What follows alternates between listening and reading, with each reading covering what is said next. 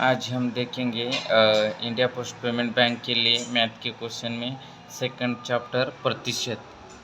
इसमें first question है, एक शेयर की जनसंख्या 48,600 है। पहले वर्ष में यह 25% बढ़ी और दूसरे वर्ष में यह 8% घटी, तो 2 वर्ष के अंत में शेयर की जनसंख्या क्या होगी? शेयर की जनसंख्या 48,600 है और वो पहले वर्ष में 25% बढ़ी 25% बढ़ी मतलब 100 पे 25 बढ़ी, इसलिए 25% बढ़ी। और दूसरे वर्ष में यह 8% घटी मतलब 100 - 8% घटी मतलब 92 इंटू 1, तो इसका आंसर आएगा 55,890। इस तरह से ये सॉल्व करने का इस टाइप के क्वेश्चन। सेकंड है, एक संगठन में 1850 कर्मचारी है, इनमें से 38% तबादला अलग अलग स्थानों पर हो गया, ऐसे कितने कर्मचारी का तबादला हुआ? ये जो 1850 कर्मचारी, उसमें से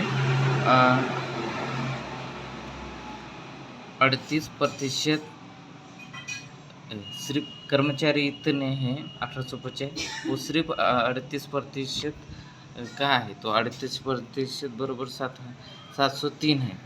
अगर 38% बढ़ी मत कहाँ होता तो ये ऐसा होता 138 होता।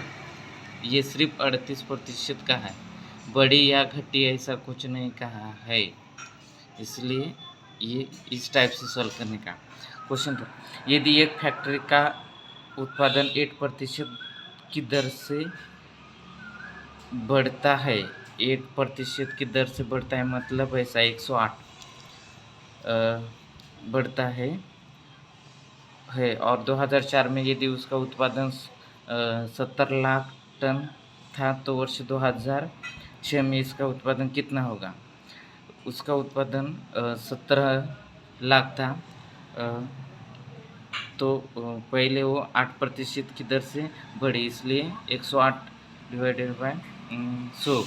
उसी तरह लेकिन ये 2 वर्ष में 2004 से 2006 में 2 वर्ष हुए, 2004 से लेकर 2005 तक 1 साल और 2005 से लेकर 2006 तक 2 साल, इसलिए ये 2 टाइम मल्टीप्लाई किया है और इसका आंसर 81.400 समथिंग है। इसी तरह एक शेयर की जनसंख्या 1,26,800 है। पहले वर्ष में यह 15% बढ़ी मतलब 15% बढ़ी मतलब 100 पे 15, इस तरह से। और दूसरे वर्ष में यह 20% घटी मतलब 100 में 20 बराबर 80%। पहले 15% बढ़ी, दूसरे सेकंड टाइम 20% घटी, तो 2 वर्ष के अंत में 1 और 2 वर्ष के अंत में शेयर की संख्या क्या होगी? तो ये इसका आंसर आया है ये सॉल्व करने के बाद। अब देखेंगे क्वेश्चन 5।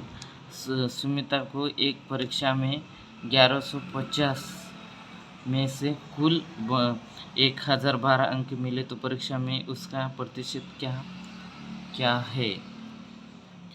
तो ये कैसा है, अगर 100 में से 60 मिले तो हम इस तरह से लेते, 100 अंकों में से 60 मिले तो इस तरह से।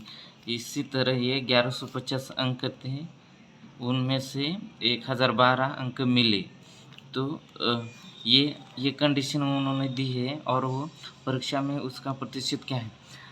प्रतिशत का निकालने के लिए कहा, इसलिए 100 से मल्टीप्लाई किया और वो 88% है। अगर हम 60%, ये प्रतिशत चिन्ह ऐसा होता तो उसको हम प्रतिशत चिन्ह निकालने के लिए हम इसका कन्वर्ट कैसे करते हैं? इस तरह से। अगर इस संख्या को प्रतिशत चिन्ह लगाना है तो हम क्या करते हैं, इंटू मल्टीप्लाई करते हैं तो ये कट के ये 60% होता है। इसी तरह ये है तो 80% है। यदि यदि एक का वेतन बी के वेतन से 25% ज़्यादा है तो बी का वेतन ए के वेतन से कितना प्रतिशत कम है। इस टाइप के क्वेश्चन के लिए फार्मूला याद रखने का x by 100 plus minus x into 100। ये क्योंकि एक का वेतन 25% बढ़ा 100 पे एक 25% बढ़ा मतलब ये प्लस का साइन हुआ 125 हो गया, यहाँ पे 25 है और इसको प्रतिशत में कहा है इसलिए मल्टीप्लाई शो करता है। इसका आंसर 25 आएगा। अगर इसमें 25% घटा होता कहा तो इसका इस तरह से सॉल्व किया होता 25 3 75 इस तरह से। एक संख्या एक समझेंगे उसका 58% साइन है इसलिए डिवाइडेड बाय 100 और उसी संख्या की यही संख्या की 28% ये 28% के बीच का अंतर है। ये दोनों इस संख्या और इस संख्या के बीच का अंतर है इसलिए माइनस डिफरेंस 225 का है। तो ये सॉल्व करने के बाद ये आएगा क्या कैसा 58x माइनस 28% बराबर 30x। ये कॉमन है इसलिए ये 225 मल्टीप्लाई 100 से तो इसका आंसर ये आएगा। लेकिन इस संख्या का उस संख्या का 38% का है तो ये 750 इंटू 38% है इसका आंसर है। एक परीक्षा में उत्तीर्ण होने के लिए कुल 336 अंक प्राप्त करना ज़रूरी है। ये कंडीशन दी है, पास होने की कंडीशन ये दी है और है एक छात्र के और दूसरी कंडीशन है एक छात्र को 35% अंक मिलते हैं, एक्स का 35% मिलते हैं और वह 42 अंकों से फेल हो जाता है। ये कंडीशन दिया और वो 42 अंकों से फेल होता है। अगर उसको 42 अंक उसमें और मिलती तो वो भी पास होता है। ये पास की कंडीशन दी है और ये भी पास की कंडीशन दी है इसलिए दोनों इक्वल है इसलिए एक्स निकालेंगे तो इसका आंसर 840 आएगा।